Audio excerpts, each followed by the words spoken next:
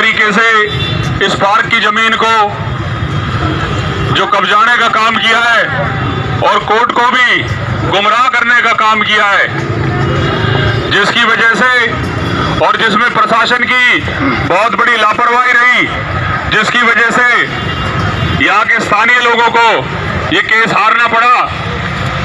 और आज वो दिन आ गया जब कब्जे के लिए प्रशासन उन भूमाफियाओं के साथ खड़ा है।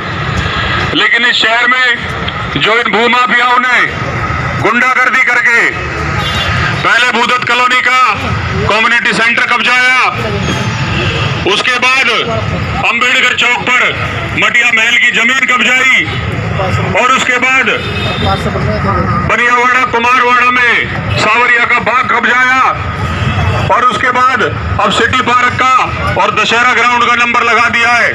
इससे शर्मनाक बात इस शहर के लिए कोई नहीं हो सकती कि सरकारी जमीन पर सरेआम प्रशासन के सहयोग से वो लोग कब्जा करने का काम कर रहे हैं और कोर्ट को भी गुमराह करने का काम कर रहे हैं। साथियों, ये इतना बड़ा गिरोह है जिसके हाथ बहुत ऊपर तक है और हमारे शहर के भी कुछ लोग इसमें मिले हुए हैं जो इनके साथ मिलकर इस शहर की मुख्य चौराहे पर जो जमीनें हैं उनको कब्जा करने का काम करते हैं, जिसकी वजह से इनकी हिम्मत इतनी बड़ी हुई है क्योंकि पहले इन लोगों को कई चीजों में कामयाबी मिल गई तो इनको लगता है कि आगे लोग रुकने वाले नहीं हैं। और साथियों, मैं तो एक बात और कहना चाहूंगा कि इतना बड़ा विषय आज ये शहर का है, एकमात्र पार्क हमारे इस बल्लभगढ़ क्षेत्र में है जहां हमारे पूरे बाजार के आसपास क्षेत्र के लोग घूमने आते हैं। लेकिन आज मैं देख रहा हूं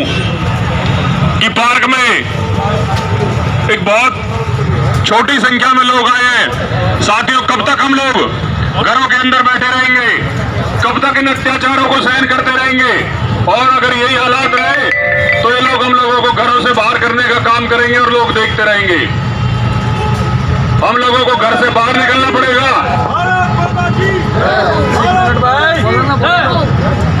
हम लोगों को घरों से बाहर निकलना पड़ेगा और इनके खिलाफ लड़ाई लड़नी पड़ेगी, क्योंकि आज ये सार्वजनिक स्थानों पर कब्जा कर रहे हैं, कल को मार्केट पर कब्जा करेंगे, फिर घरों पर कब्जा करेंगे और सुप्रीम कोर्ट को गुमराह करके इस देश पर कब्जा करने का काम करेंगे। साथियों, एक हमने सुना था कि कानून अंधा होता है। आज इस बल्लभगढ़ के क्षेत्र में कानून अंधा होने की जो बात है वो सार्थक होती नजर आ रही है।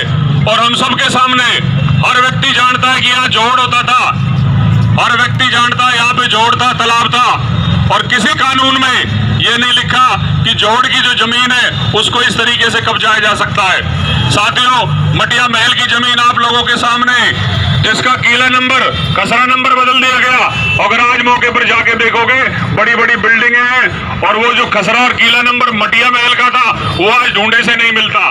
विजिलेंस की जांच के लिए उसकी गई हुई है, आज तक विजिलेंस की जांच नहीं आया। और जब 2 साल पहले जब अनीता यादव जी कमिश्नर थी नगर निगम में, ये सारा शहर गवाह है, उसको तोड़ने का काम किया गया।